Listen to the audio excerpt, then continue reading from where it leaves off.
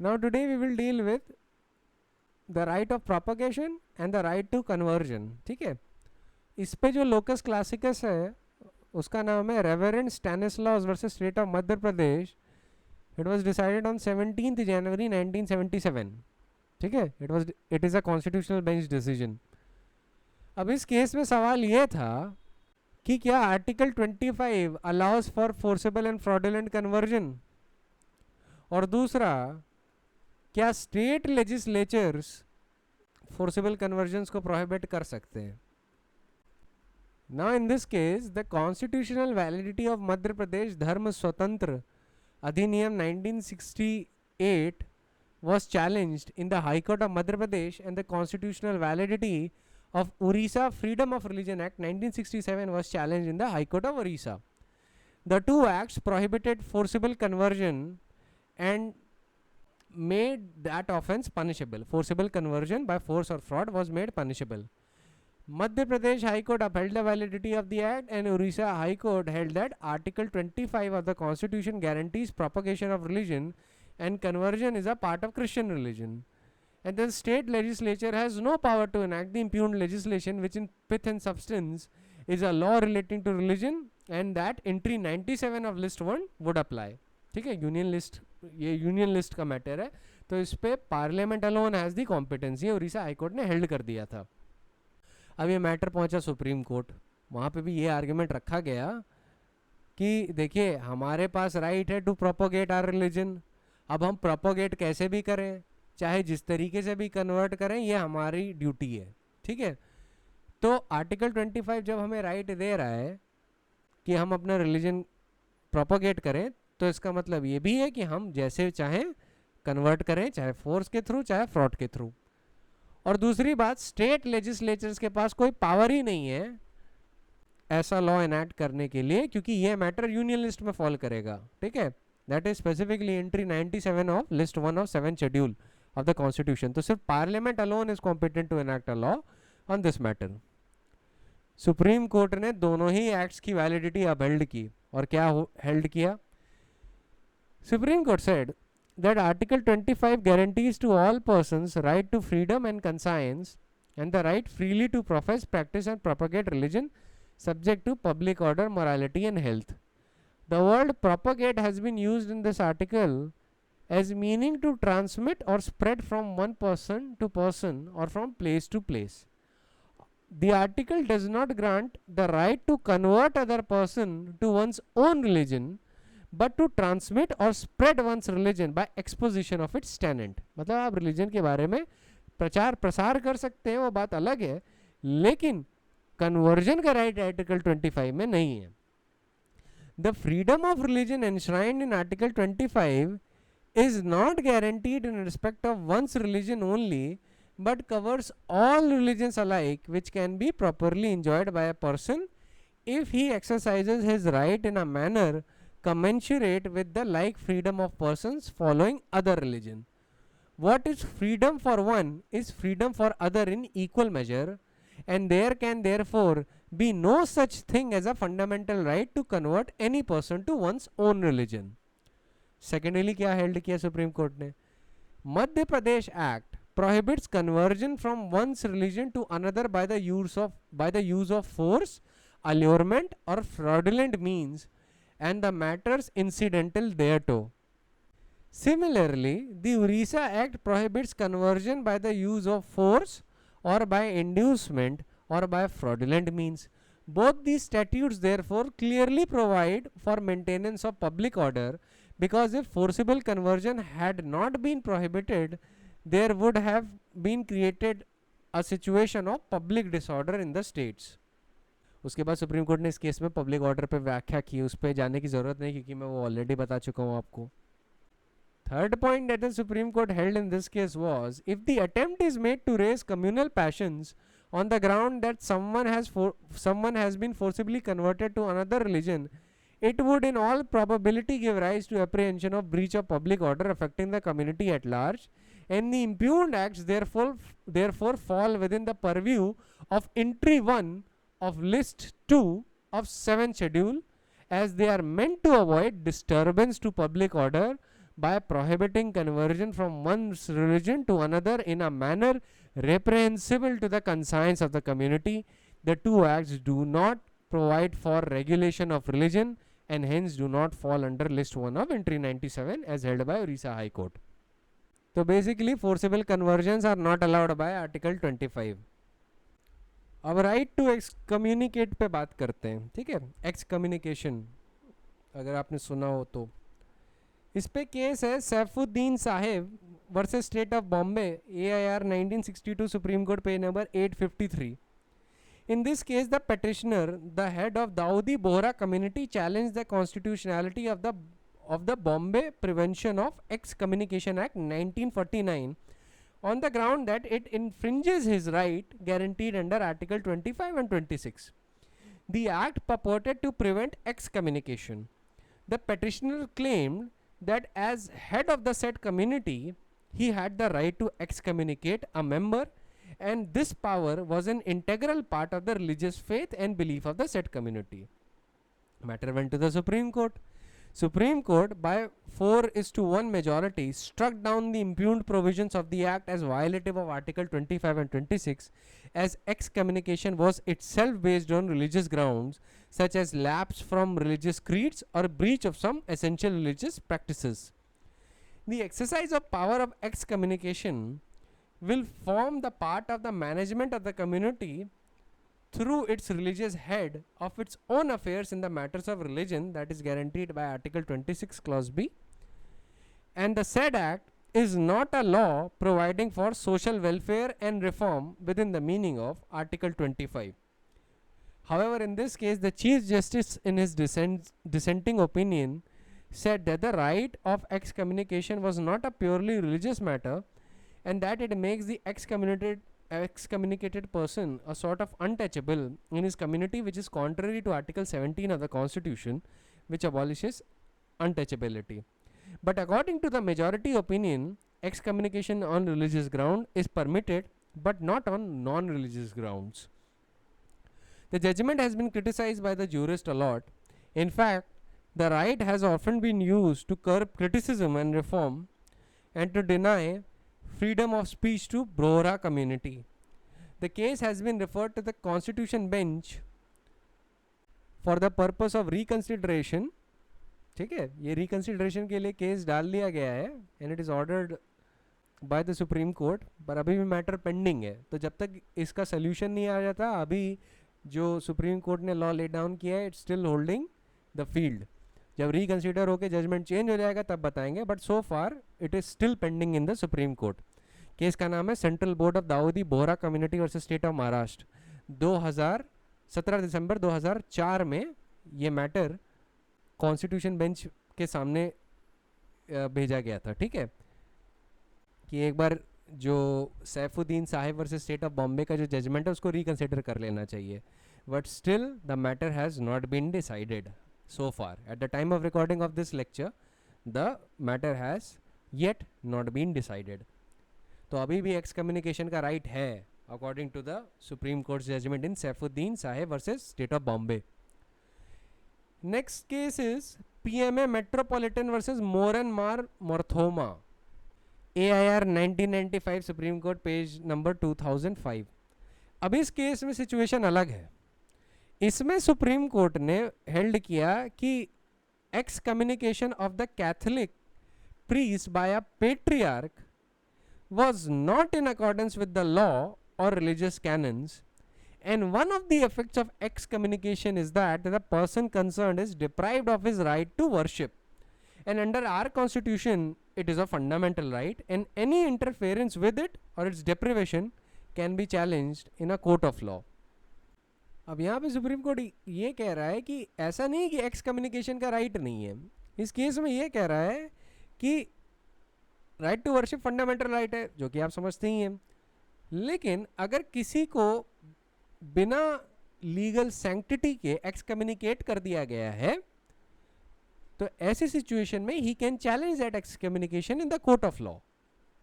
जैसे एक पैरा पढ़ देता हूँ आपको समझाने के लिए सुप्रीम कोर्ट का, वैसे उतना डिटेल में जाने की ज़रूरत नहीं है, पर जान लीजिए कि the constitution has been upheld by the Supreme Court and it is now binding. अब ये हमारे कॉन्स्टिट्यूशन की बात नहीं कर रहा है सुप्रीम कोर्ट, ये 1934 का एक कॉन्स्टिट्यूशन है which dealt with the status of parish churches.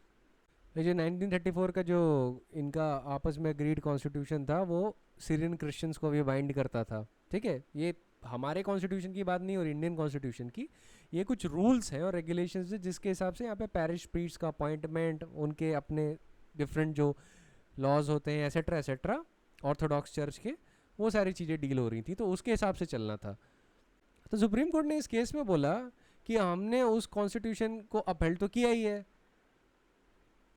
तो ये सीरियन क्रिश्चियंस पे भी बाइंड करता है, और एनी एक्शन जो भी लिया गया है कॉन्ट्ररी टू दैट कॉन्स्टिट्यूशन उसको अपहेल्ड नहीं किया जा सकता। इसीलिए सुप्रीम कोर्ट ने बोल दिया कि high spiritual office such as Catholicate of East could not be subject to excommunication, and this is why the canons did not contain any such provision. Apart from it, once a constitution for Malankara Association was framed, accepted and upheld by the court, the excommunication could be exercised in accordance with it only. The power of excommunication can be exercised by a spiritual head either when scriptures specifically permit it or in respect of the authorities which function under him and are subordinate to it. Normally in religious matters, such decision depends either on the text, or if there is no text, on the constitution of the trust or on the convention developed by the course of time. तो यहाँ पे आप देख सकते हैं कि कैसे supreme court जब भी ये सारी चीज़ें एग्जामिन करता है तो वो रिलीजियस टेक्स्ट में भी जाता है, तो वो एक्सप्रेसली ये नहीं बोलता है कि एक्स कम्युनिकेशन का राइट नहीं है, बल्कि इस केस में वो ये बोल रहा है कि जिस अथॉरिटी से आप एक्स कम्युनिकेट करने का राइट डिराइव करते हो वो अथॉरिटी ही आपको राइट नहीं दे रही है to excommunicate a person of that level, ठीक है। तो कैथोलिकोस का एक्स कम्युनिकेशन सुप्रीम कोर्ट ने बोला इट इज़ नॉट प्रॉपर, आप एक्स कम्युनिकेट उनको नहीं कर सकते, ठीक है। अब इसमें इस केस में अगर आप में से कुछ लोगों को याद हो तो एक बड़ा अच्छा इंटरेस्टिंग इशू निकला था कि क्या ये सूट सिविल नेचर का है, क्योंकि आपको पता है सीपीसी के सेक्शन 9 में suits can be entertained if they are of civil nature, अगर सिविल नेचर के नहीं तो उनको एंटरटेन किया ही नहीं जा सकता। और आपको पता है जो कोर्ट है प्योरली रिलीजन के मैटर पे इंटरफेयर नहीं करता, तो यहाँ पे कैसे कर गया, क्योंकि यहाँ पे एक्स कम्युनिकेशन का जो इशू था वो हालांकि रिलीजियस इशू था बट उसके सिविल फॉल आउट्स थे, तो सुप्रीम कोर्ट ने बोला this is a case of civil nature and civil courts do have the authority to adjudicate upon these issues, ठीक है। साथ ही साथ सीपीसी का भी टिडबिट बताते हुए चल रहा हूँ। चलिए अब आर्टिकल 26 पे आ जाते हैं। ये कहता है freedom to manage religious affairs subject to public order morality and health every religious denomination of any section shall have the right to establish and maintain institutions for religious and charitable purpose, to manage its own affairs in the matters of religion. Clause B कहता है ये। Clause C कहता है to own and acquire movable and immovable property, and Clause D कहता है to administer such property in accordance with law, ठीक है। तो सबसे पहले तो सवाल ये होना चाहिए आपका कि ये religious denomination क्या होता है। See, the term religious denomination in Article 26 means a religious sect having common faith and organization and designation by a distinctive name. So the words religious denomination take their color from the word religion. Therefore, in a case of a denomination, there must be a common faith of the community based on the religion, and the community members must have a common religious tenet particular to themselves. अब इसका एक example दे सकता हूँ, जैसे इस्लाम में they are Shias, सुन्नीज, सालाफी, वाहबी etcetera, ठीक है। तो ये रिलीजियस डिनोमिनेशंस है, रिलीजन एक है बट दे आर डिनोमिनेशन, एक तरीके से सेक्ट है उसी रिलीजन में, ठीक है। वैसे ही हिंदुज़म में आ जाए, अब देखिए Hinduism is not traditionally a religion, ठीक है, ये मैं बता दूँ, लेकिन for just for the sake of example imagine कर लीजिए कि इट इज़ वन, ठीक है। और उसको इमेजिन करने के बाद ध्यान दीजिए इस बात पे, जैसे वैष्णवाइट्स हैं जिनके लिए चीफ डीटी कौन है, भगवान विष्णु, है ना। तो Vaishnavites may constitute a separate religious denomination. पर मैं आपको थोड़ा और concrete example देता हूँ. जैसे followers of Madhavacharya are a separate religious denomination. Followers of Shwetambar sect of Jains are separate religious denominations. ठीक है. Followers of Sri Ramanuja, they are known as Sri Vaishnavas. They also constitute separate religious denomination. ठीक है. तो यहाँ पे religion मोटा मोटा एक ही है, लेकिन उस रिलीजन के अंदर अंडर करेंट्स बहुत सारे हैं. तो it is like there is a sect. ठीक है. एक तरीके से रिलीजियस डिनोमिनेशन को ऐसे इमेजिन करिए कि it is a sect, but sect wouldn't be a proper word. ये सब समझाने के लिए बोल रहा हूँ. Proper word is religious denomination. तो डेफिनेशन क्या है? डेफिनेशन है कि the term religious denomination in Article 26 means a religious sect having a common faith, an organization, and a designation by a distinctive name. The word religious denomination must take their color from the word religion. Therefore, in case of a denomination, there must be a common faith of the community based on religion, and the community members must have a common religious tenet particular to themselves, particular or peculiar to themselves. ठीक. अब religious denomination होने के लिए क्या क्या condition satisfy करनी होंगी मैं बताता हूँ. इसके लिए सेटल्ड लॉ है Nallor Marthandam Vellalar versus commissioner Hindu religious and charitable endowments. ठीक है. हालांकि आपको एक केस का नाम याद करने की ज़रूरत नहीं है, आपसे प्रिंसिपल याद कर लीजिए, क्योंकि मुझे नहीं लगता कि आप शायद केस का नाम याद कर पाएँ. पर फिर मैं साइटेशन दे देता हूँ. Citation is 2003 volume 10 supreme court cases page number 712. अब फोकस करिएगा. 3 कंडीशन ज़रूरी होती हैं. पहला, it is the collection of individuals who have a system of belief which they regard as conductive to their spiritual wellbeing. ये पहला है. दूसरा, they have a common organization. और तीसरा, collection of these individuals have a distinctive name. जब ये 3 condition satisfy हो जाती हैं तब हम कहते हैं okay this is a separate religious denomination. ठीक है. अब जो मैंने केस लॉ मेंशन किया उसमें सुप्रीम कोर्ट कहता है कि it necessarily follows that a common faith of the community should be based on religion, and in that they should have a common religious tenets, and basic cord which connects them should be the religion and not merely considerations of caste or community or societal status. तो caste, community या societal status नहीं होना चाहिए, but एक different ही चीज़ होनी चाहिए जो religious tenets को follow करती हैं, उसी religion का part है, yet still very different. ठीक है. तो उसके लिए 3 condition दी गई थी. क्या? पहला, it is a collection of individuals who have a system of belief which they regard as conducive to their spiritual well-being. Secondly, they have a common organization, and thirdly, collection of these individuals has a distinctive name. अब ये mention करना बहुत ज़रूरी है जब भी article 26 पे religious denomination को लेके सवाल आए. अब ये सवाल कि weather a particular community constitutes a religious denomination, ये कौन सा क्वेश्चन है? Question of law, question of fact?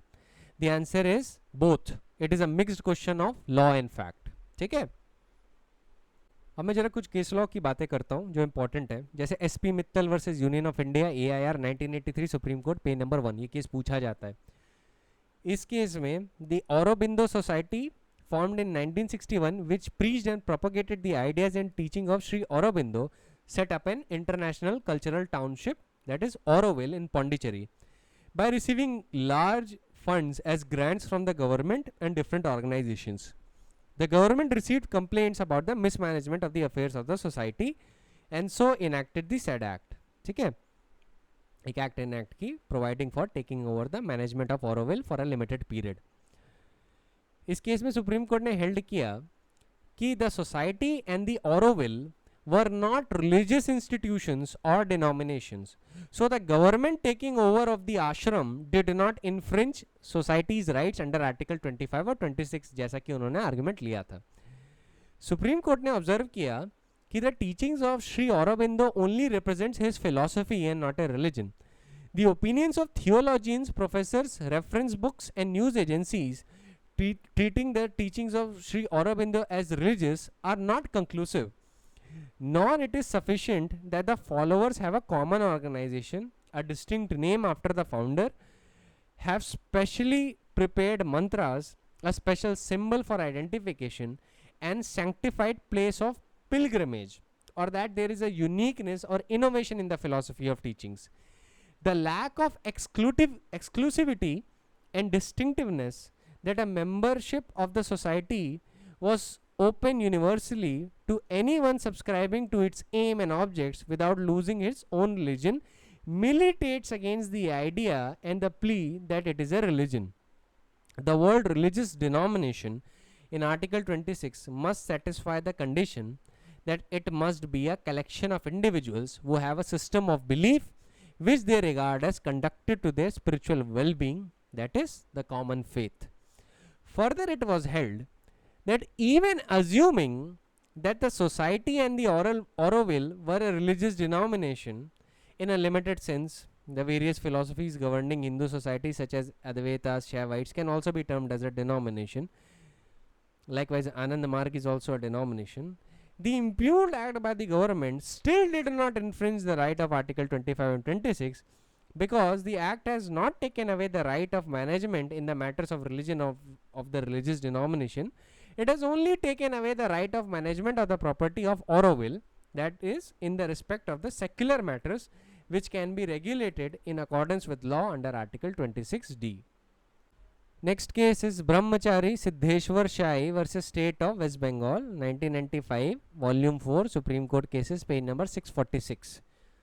ये रामकृष्ण मिशन केस के नाम से भी फेमस है, ठीक है. इसमें सुप्रीम कोर्ट ने हेल्ड किया that the followers of Ramakrishna वो are the collection of individuals and वो adhere to the system of beliefs as conducive to their spiritual well-being, who have organized themselves collectively and who have an organization of a definite name, that is Ramakrishna Mutt or mission, can be regarded as a religious denomination within the Hindu religion as they satisfy the test regarding the denominations as religious denomination and would therefore be entitled to claim rights under Article 26. मैंने आपको जो 3 condition बताई थी ना, वो satisfy हो गई थी इस केस में. अब एक चीज ध्यान रखने वाली है कि article 26 by itself does not create any right, it merely safeguards and guarantees the continuance of the rights which the denomination or the section enjoyed. If the denomination never had the right to manage the property in the favor of a denominational institution as per the reasonable terms on which the endowment was created, then it cannot be said to have it. Have it what? Have that particular right to manage the property. ठीक है. Furthermore, the right to establish and maintain institutions for religious or charitable purpose or to administer property of such institutions in accordance with law was protected only in respect to such religious denomination or sections which appear to extend help equally to all and religious practice peculiar to such a small or specified group of section thereof as a part of the main religion from which they got separated. Basically, the Supreme Court means कि जो denomination है वो उन्हीं लोग को primarily help कर रहा है जो उसको belong करते हैं. वो are the individuals who subscribe to that denomination. ठीक है, वो all and sundry universal help नहीं provide कर रहे हैं. They are providing help equally to only those section जो उस denomination के part हैं. ठीक है. ये पॉइंट सुप्रीम कोर्ट ने कहा Shri Adi Vishweshwar of Kashi Vishwanath temple versus state of Uttar Pradesh में 14 मार्च 1997 को डिसाइड हुआ. इसमें भी supreme court said that right to establish and maintain institutions for religious and charitable purpose और to administer property of such institutions in accordance with law was protected only in respect of such religious denomination or any section thereof which appears to extend help equally to all arid religious practice peculiar to such a small or specified group or the section therefore thereof as the part of main religion from which they got separated. The denominational sect is also bound by the constitutional goals and they too have to abide by the law. They are not above the law. Supreme Court further said that the religious freedom guaranteed by Article 25 and 26 is intended to guide the community and to ordain it to act according to its cultural and social demands. Article 25 and 26 strikes a balance between rigidity of the right to religious belief and faith and their intrinsic restrictions in the matters of religion, religious belief and religious practices, and guaranteed freedom of conscience to commune with its cosmos or creator and realize his spiritual self. Sometimes practices of religion and secular practices of religion are very mixed up. This is more so with regard to Hindu religion, because under the provision of ancient Smriti, human actions from birth to death and most of the individual actions from day to day are regarded as religious in character in one facet or the another. Supreme Court ने कुछ examples भी दिए. Thus it could be seen that every Hindu, whether the believer of a Shiva form of worship or of Panchatantra form of worship, Pancharatna form of worship, has a right of entry into Hindu temple and worship the deity. Therefore, Hindu believers of Shiva form of worship are not denominational worshippers. They are part of Hindu religion and not separate from it. Proper term है शैव form of worship. शैव मत होता है, ठीक है, शैव मत होता है, शाक्त मत होता है, ऐसे ऐसे कई डिनोमिनेशन और सेक्ट्स होते हैं. पर सुप्रीम कोर्ट के हिसाब से these are not separate religious denominations. Every Hindu has a right to enter into the temple and worship Lord Vishwanath, and the state is required under the act to protect the religious practices of Hindu in form of worship to Lord Vishwanath, be it any form. Such right is not restricted to a particular denomination or sect. Believers of Shaiv form of worship are not a denominational sect or a section of Hindus but they are Hindus as such. They are entitled to the protection of Article 25 and 26 of the Constitution. However, they are not entitled to protection in Clause B and D of Article 26 as a religious denomination in the matter of management, administration and governance of temple. So the government control over the temple, which is primarily on the secular side, does not violate Article 25 or 26. ठीक है, अब ये तो generally मैंने बता दिया. अब मुझे कुछ चीज़ें बताने दीजिए. मैंने आपको पहले ही बता दिया है कि followers of Madhvacharya have been held to be what, they have been held to be constitute a religious denomination. Similar is the case for Shwetambar sect of Jains, followers of Zoroastrian religion, Gauda Saraswat Brahmin, Daud Bohras, Chishtiya Sufis and the followers of Vallabha all constitute a religious denomination. ठीक है. Likewise, followers of Ramanuja, known as Sri Vaishnavas, constitute a religious denominations. However, followers of Sri Aurobindo do not constitute a religious denomination. But Ananda Margis are a religious denominations, though they are not a separate religion. वैसे ही स्वामी नारायण संप्रदाय has not been held to be a religion distinct and separate from Hindu religion. ठीक है. और वैसे ही Hindu sections of Arya Vysya community who worship goddess Matha Kanya Parmeshwari are not denominational section for the purpose of Article 26. ठीक है. अब इस पे हर चीज़ पे वैसे तो केस लॉ है, जो भी मैं आपको बता रहा हूँ केस लॉ के थ्रू ही बता रहा हूँ, लेकिन इन सारे पॉइंट्स को दिमाग में रखना है कि क्या डिनोमिनेशन सेक्ट में आया है और क्या नहीं आया है. ये क्वेश्चन प्रीलिम्स में आएंगे ये वाले कि कौन है या कौन नहीं है डिनोमिनेशनल सेक्ट. इस पे केस लॉ अगर आप याद करेंगे तो ज़्यादा कन्फ्यूजन होगा, क्योंकि इनके केस लॉ के नाम बहुत बड़े बड़े हैं. ठीक है. जैसे कि टेक द केस ऑफ कि Swaminarayan Sampradaya is not a religion distinct and separate from Hindu religion. ये कौन से केस में हेल्ड हुआ था? It was held in Shastri यज्ञ पुरुष दास जी वर्सेस मूल दास भूंदर दास वैश्य, AIR 1966, supreme court, page number 1119. मुझे तो लग रहा है केस का नाम ज़्यादा बड़ा है as compare to the point कि Swaminarayan Sampradaya is not the part of is not a distinct religion और सेपरेट फ्रॉम हिंदू रिलीजन. एक और पॉइंट था जरा मैं आपको बताता हूँ, वो TMA Pai foundation versus state of Kerala में हेल्ड हुआ था. It was decided by an 11 जजेस बेंच और काफ़ी एक्सपेंसिव इंटरप्रिटेशन किया था आर्टिकल 26A का, 26 क्लॉज A का. इसमें बोला था कि right to establish and maintain educational institutions में also be source to article 26A which grants in positive terms the right to every religious denomination or the section thereof to establish and maintain institutions for religious and charitable purpose subject to public order, morality and health. तो article 26A सिर्फ religious point से ही नहीं, educational point से भी आ सकता है, ठीक है, according to TMFI foundation case. इस केस को ध्यान में रखिएगा क्योंकि अभी जब हम लोग माइनॉरिटी के राइट्स डिस्कस कर रहे होंगे आर्टिकल 26 में, सॉरी नॉट आर्टिकल 26, आर्टिकल 30 में, तब ये केस आएगा और बहुत इंपॉर्टेंट केस है. अब जरा हम एक चीज़ को देखते हैं. आर्टिकल 26 का क्लॉज ये बोलता है कि every religious denomination of a section therefore has the right to establish and maintain institution for religious and charitable purpose. यहाँ पे कीवर्ड क्या है? establish and maintain. तो यहाँ पे and शब्द का यूज हुआ है तो इसका मतलब establish and maintain must be read together.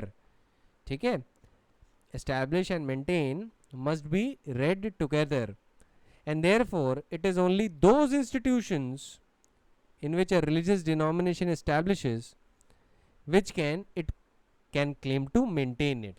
Thus, in the case of Aziz Basha versus Union of India, AIR 1968, Supreme Court page number 662, ये अजीज़ बादशाह है, अजीज़ बादशाह नहीं है. बादशाह की स्पेलिंग है BASHA. इस केस में बोला गया था कि Aligarh university was not established by the Muslim minority, so they cannot claim a right to maintain it. ठीक है, it was established under a statute of parliament. Or the word establish and maintain must be read together and therefore it is only those institutions which a religious denomination establishes which it can claim to maintain. ठीक. Under Article 26B, the court has the right to determine whether the particular rite or ceremony is regarded as essential by the tenets of that particular religion. ठीक है, क्योंकि उसमें क्या लिखा है? To manage its own affair in the matter of religion. अब ये court determine करेगा कि भाई उस रिलीजन में क्या क्या एसेंशियल चीज़ें हैं, क्या क्या टेनेंट्स है, etcetera. And the right is subject to the regulatory powers of the state under clause 2 sub clause B of Article 25. And the Constitution requires not only that the state will be away from religion, but also imposes a positive duty on the state to free many aspects of our life from the control of religion. The state is not expected to remain a mere passive spectator when a freedom of religion is being used against the interests of the society and the nation as a whole. For example, in recent times, the places of worship are being used to hide criminals or carry anti-national activities, etc., etc. In the view of this polarized atmosphere, religions and places of worship are playing a very key role. तो इसका मतलब ये नहीं कि state helpless हो जाता है जहाँ पे वो रिलीजन देखते हैं. स्टेट बिल्कुल भी हेल्पलेस नहीं है. तो ध्यान रखिएगा आर्टिकल 26 के क्लॉज B में जो manage its own affairs in the matters of religion है ना, वो सिर्फ एसेंशियल राइट्स तक ही कन्फाइंड है. ठीक है, it includes religious beliefs and all the essential practices and rights which are regarded as an essential and integral part of the religion. But इसका मतलब ये नहीं है कि you can extend it to any extent. ठीक है, क्योंकि आज के टाइम में आप कोई भी इंटरप्रिटेशन को रिलीजियस कलर दे सकते हैं. That won't be protected under Article 26 Clause B. सिर्फ वही चीज़ों का इंक्लूजन होगा जिसमें religious beliefs, religious practices and rites which are regarded as an essential and integral part of the religion. पर ये 26 का clause B does not extend to purely secular affairs like administration of the denomination's property. ठीक है, state चाहे तो administration of the denominations property अपने हाथ में ले सकता है. अब एक और चीज याद रखिएगा, the right of the religious denomination under Article 26B is not only subject to public order, morality and health, but it is also subject to Article 25 Clause 2 Subclause B. ठीक है, जहाँ पे social welfare reform allowed है. Because see, the words religious institutions of public character in Article 25 Clause 2 Subclause B includes an institution belonging to religious denomination, and such an institution can thus be thrown open to all sections of the Hindus under Article 25 Clause 2 Subclause B. On the other hand, the term religion in Article 26 Clause B embraces religious practices, which signifies that such questions as to who are the persons entitled to enter into a temple for worship where they are entitled to stand and worship, how the worship is to be conducted, are all the matters of religion coming within the purview of Article 26 Clause B. Essential rights of religion, etc. वो सारे उसके अंदर covered है. This means that a denomination has a right to exclude persons from participating in worship according to the tenets of the institution concerned. Thus, there may arise a conflict between the two constitutional provisions, and in the interest of harmonizing the provisions, it becomes necessary to read one subject to the other, जिसको कहते हैं principle of harmonious construction. तो Supreme court ने कैसे उसको बोला? Supreme court ने basically बोल दिया कि article 26 clause B subject to article 25 sub clause 2 article 25 clause 2 sub clause B. जैसे take a case in point, that is Shri Venkata Raman versus State of Mysore, AIR 1958, Supreme Court, page number 255. Now in this case, the Madras Temple Entry Authorization Act removed the disability of Harijans from entering into a Hindu public temples.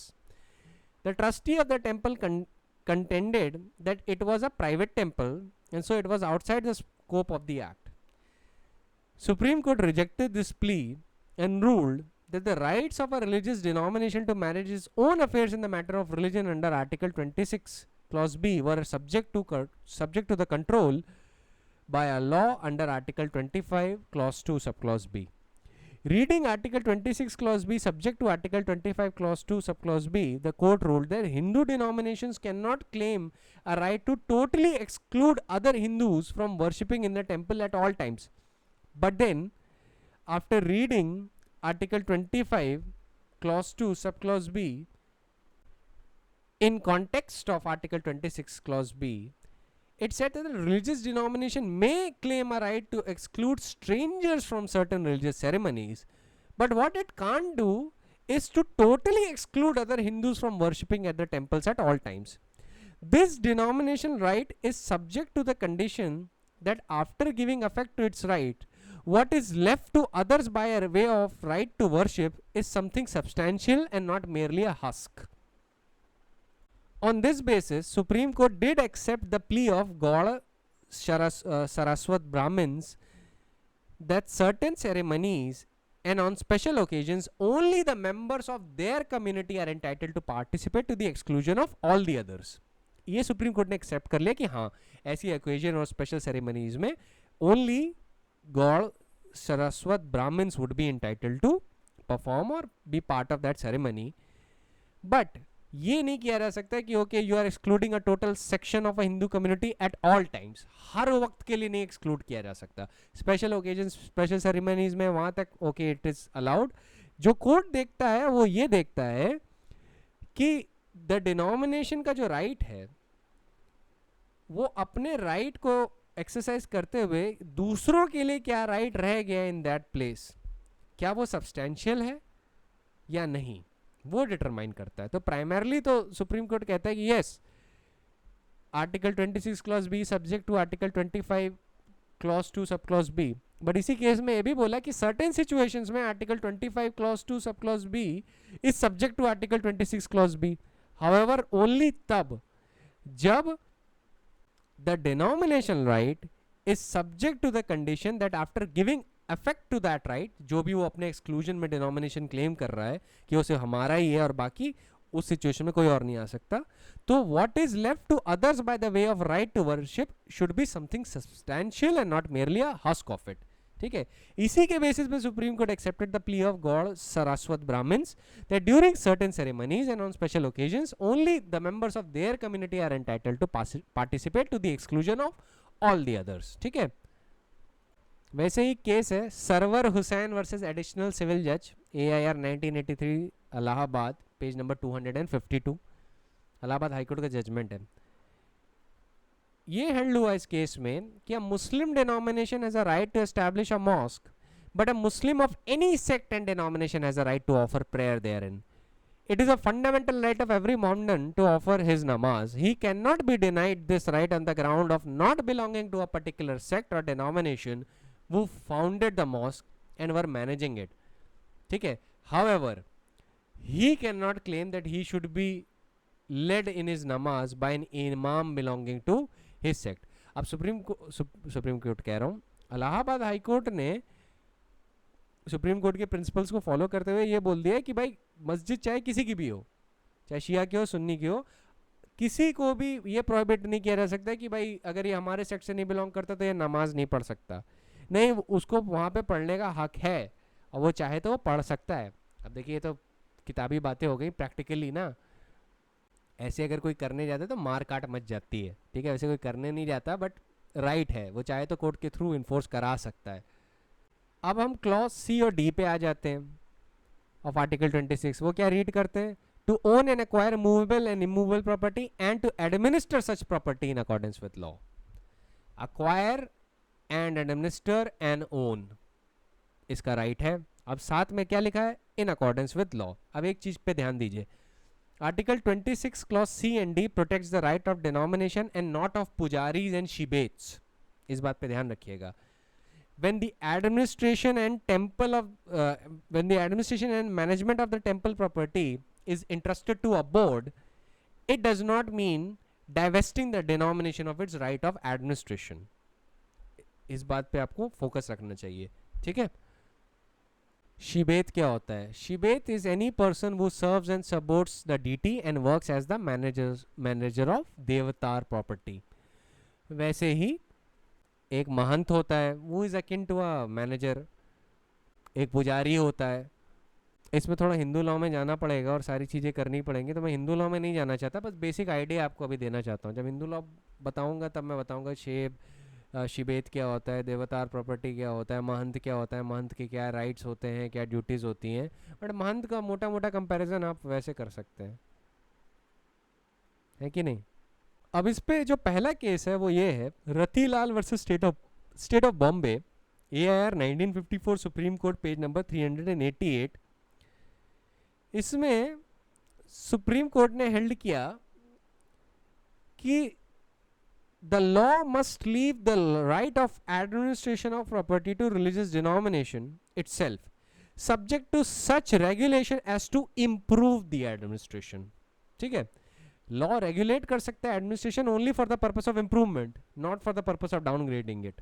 ठीक है, any law which takes away the right of administration altogether from the religious denomination and vests it in another secular authority would be violative of Article 26 Clause D unless it is shown that such a right never vested in a denomination at all। ठीक है, तो जिस भी situation में अगर महंत is deprived of his right to administer the temple property by a commissioner under an act, तो वहाँ पे अगर मैल एडमिनिस्ट्रेशन है बाय द महंत तो कमिश्नर उस एक्ट के अंदर काम कर सकता है। लेकिन अगर एक्ट ऐसी पावर देती है कि चाहे एडमिनिस्ट्रेशन प्रॉपर हो या नहीं, commissioner can overtake the property of the temple from the mahant, तो ऐसी सिचुएशन में क्या होगा? The act would become the violative of article 26 clause D. ठीक है, क्योंकि देखिए प्रिंसिपल लॉ का जो ले डाउन हो चुका है कि जो स्टेट है डिनोमिनेशन की प्रॉपर्टी का एडमिनिस्ट्रेशन खुद तभी करेगा when it seeks to improve the administration. तो मान लीजिए mahant is indulging into wasteful exercise, temple property waste कर रहा है, या he is maladministering the property of the temple, या इज नेग्लिजेंट टुवर्ड्स इट, तब स्टेट कैन ओवरटेक। और एक्ट में अगर ऐसे प्रोविजन है तब ऑल वेल एंड गुड। लेकिन एक्ट अगर ऐसी है कि भाई टेम्पल में जो भी प्रॉपर्टी है वी विल ओवरटेक इट, चाहे आप एडमिनिस्ट्रेशन जैसा भी करो, ठीक है, notwithstanding anything to the contrary, तो ऐसी सिचुएशन में that act would be violative of article 26 clause D. अब इस पे मैं दो केसेस आपको बताना चाहता हूँ जो क्लासिक हैं, which deals with appointment of archakas, that is pujari या प्रीस्ट। पहला है Seshammal versus state of Tamil Nadu, 1972, volume 2, supreme court, page number 11, supreme court cases, page number 11। In this case, a writ petition was filed by hereditary archaks and their mahadhipatis of some ancient Hindu temples in Tamil Nadu, challenging the validity of Tamil Nadu Hindu Religious and Charitable Endowments Amendment Act 1970 on the ground that it violates their freedom of religion secured under Article 25 and 26. The Amendment Act does away with the hereditary right of succession to the office of archak even if the Archaka was qualified under Rule 12 of the Madras Hindu Religious Institution Service Rules. It was claimed on behalf of the petitioners that the effect of the amendment is as follows. A. The freedom of hereditary succession to the office of Archaka is abolished through, although the succession to it is an essential and integral part of the faith of the Shaivite and Vaishnavite worshippers. मतलब hereditary succession is an integral part. Secondly, it is left to the government to prescribe or not to provide such qualification as they may choose to adopt for the applicants to its religious office, while the Act itself gives no indication whatever of the principles on which the qualification should be based.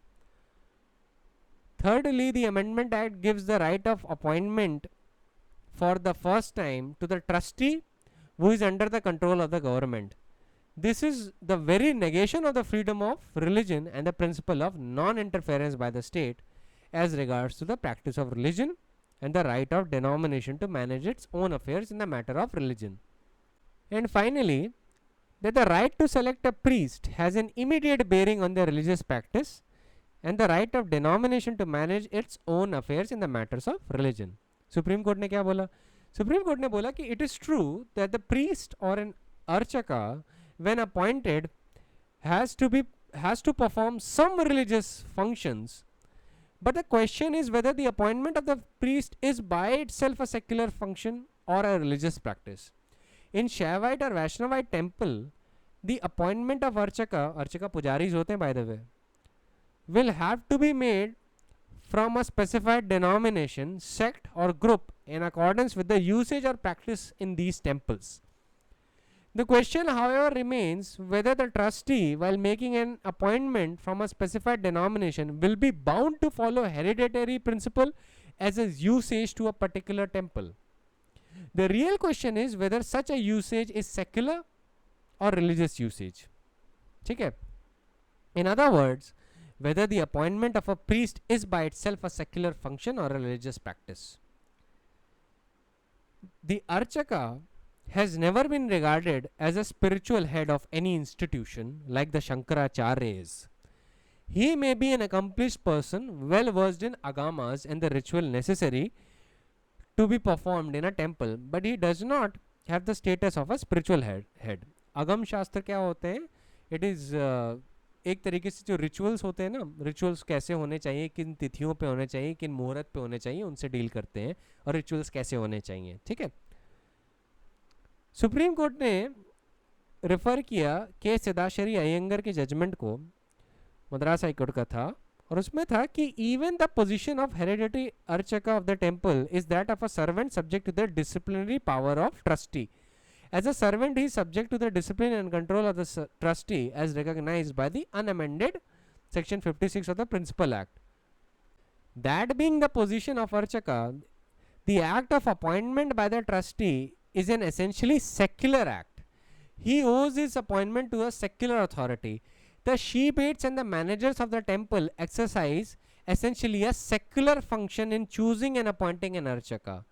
Thus, the appointment of an archaka is a secular act, and the fact that in some temples the hereditary principle was followed in making the appointment would not make the successive appointments anything but secular. It would mean that in making the appointment, the trustee is limited in respect of the sources of recruitment.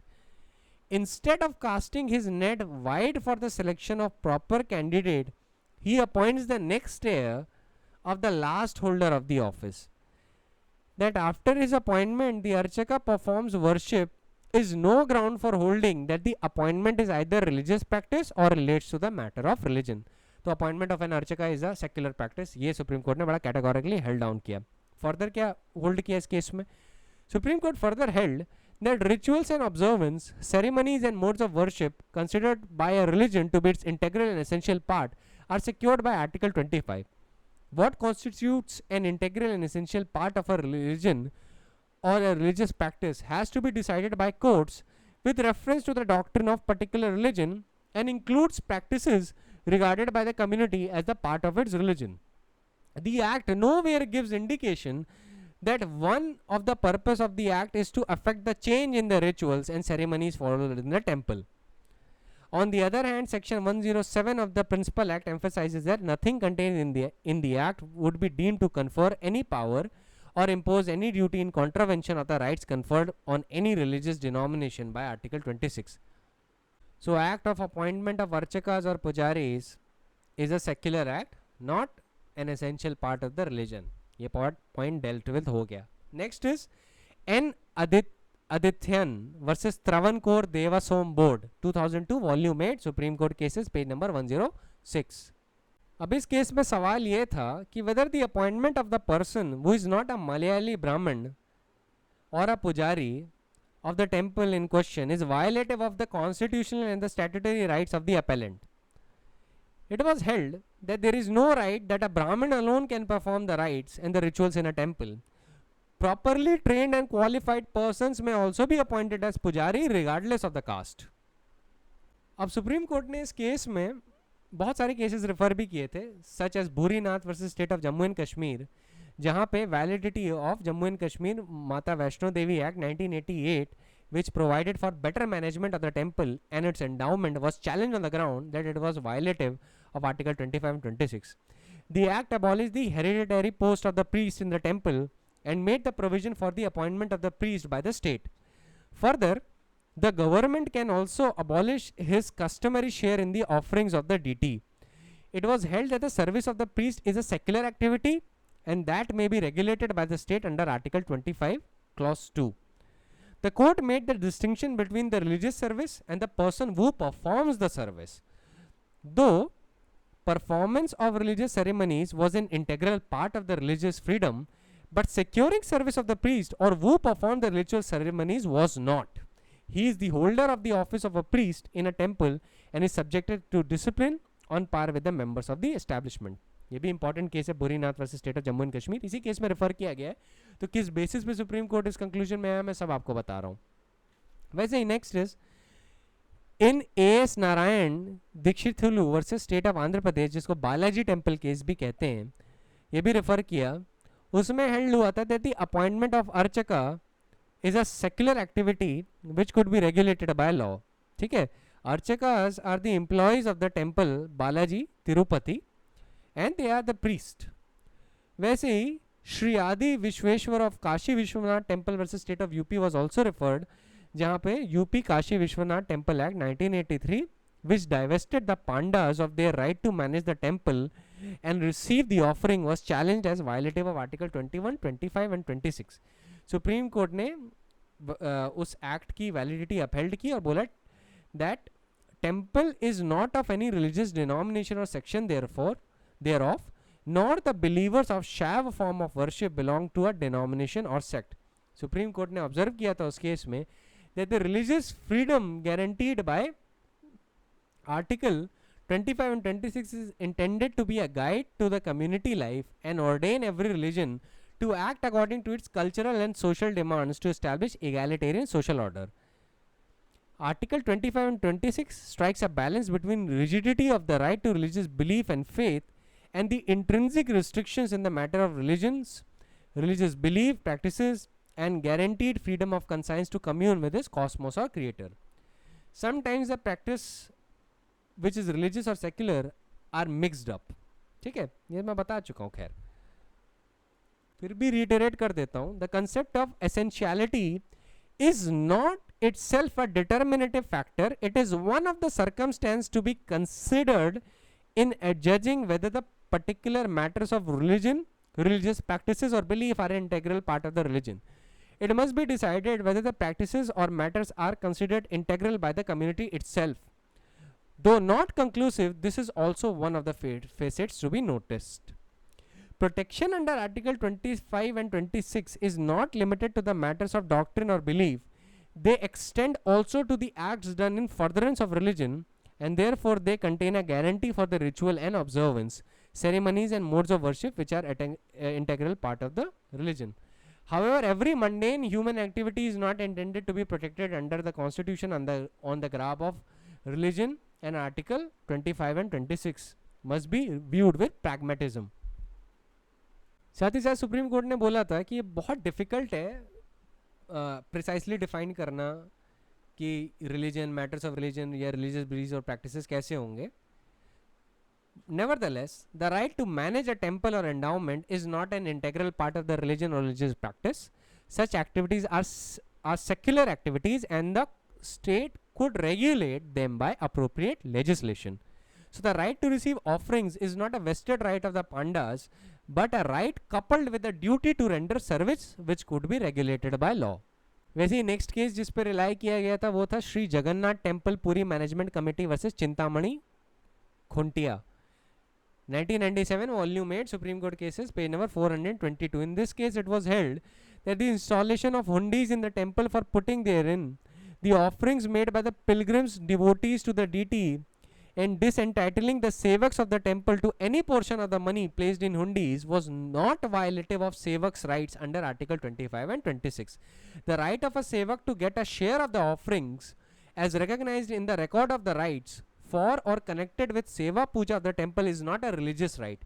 Sevaks are servants of the temple and the duties they perform, including sweeping and collection of offerings after seva puja, are secular activities even if associated with religious practice.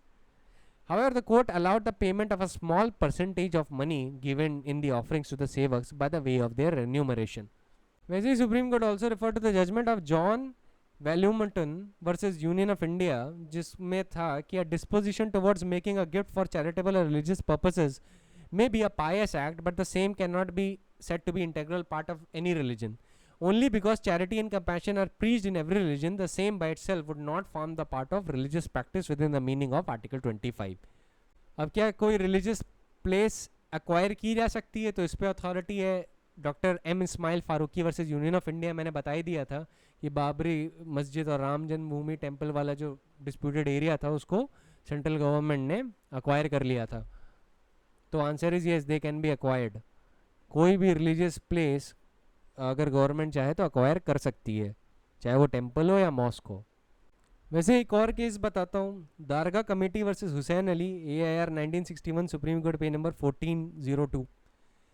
इसमें the dargah at Ajmer belongs to Chishti sect of Sufis. ठीक है, ये आपको पता ही होगा.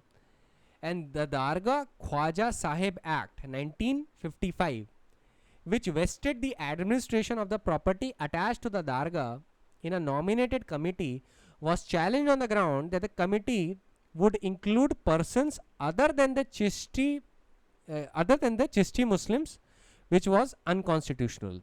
Supreme Court found that the management of the property attached to the dargah was never in the hands of Chishti sect, but always has been in the hands of the officers appointed by the state. So Supreme Court ruled that Article 26 clause C and D do not create rights in a denomination which it never had. They merely safeguard the continuance of the rights which the denomination already has. If a denomination never had the rights to manage the properties endowed in the favor of the denominational institutions, then the denominations could not be said to have acquired any right as a result of Article 26 clause C and D.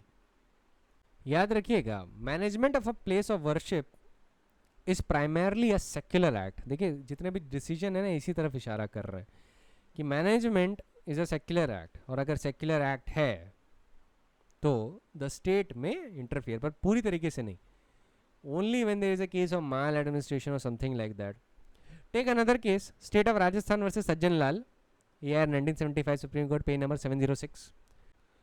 अब इस case में supreme court ने एक law की validity upheld की which vested the management of Jain religious trust in the committees of management subject to the condition that the members of concerned committee should belong to the same denomination to which the particular trust belonged. Supreme Court further said that the government cannot nominate the person of one denomination to manage the trust belonging to another denomination. However, the person who is authorized to nominate the persons of the managing committee need not be part of that particular denomination. इस case में एक और चीज हुई थी कि जो ruler of Udaipur था ना, he overtook the management of the temple. ठीक है, इस केस में the ruler of Udaipur evidence था, he overtook the management of the temple. And ruler of Udaipur का जो सक्सेसिव स्टेट जो बना, सक्सेसर स्टेट था, वो था state of Rajasthan after the constitution came into the force, ठीक है। When the constitution came into force, तो ये सारे स्टेट्स मर्ज कर गए ना इंडिया से, यूनियन ऑफ इंडिया से, तो then it was state of Rajasthan. तो उस कॉन्टेक्स्ट में सुप्रीम कोर्ट बोलता है कि कोई भी rights which the Jains or any one of the two Jains denomination, namely the Shvetambars or Digambars or both, might have had in the temple or its management, was lost in pre-constitution period itself, and now that is vested in the state of Rajasthan, क्योंकि ruler of Udaipur ने constitution के प्रोमलगेशन से पहले ही ये सारे जो management of the temple के rights है वो खुद ले लिए थे। और जो कॉन्स्टिट्यूशन है under which the properties and management of the temple has vested in the ruler and thereafter in the state continued to be the law by the virtue of Article 372 of the Constitution till it was repealed by the Impugned Act. Since the respondent lost the right to manage and administer temple and its properties prior to the Constitution by a valid law, they cannot regain that right on the plea that the law contravenes Article 26 Clause D of the Constitution. तो management of the temple इनको वापस मिला नहीं था। ये case of Rajasthan versus Sajjan लाल की बात कर रहा हूँ। खैर वो थोड़ा कॉम्प्लेक्स हो जाएगा, आपको ज़्यादा उतना ध्यान रखने की ज़रूरत नहीं है, ये वाली बात बस समझ में आ जाए तो बहुत अच्छा, ना समझ में आए तो भी कोई बात नहीं। I don't think anybody is going to ask you that, ठीक है। तो आई थिंक आज के लिए इतना सफिशिएंट है, nothing else needs to be elaborated on this.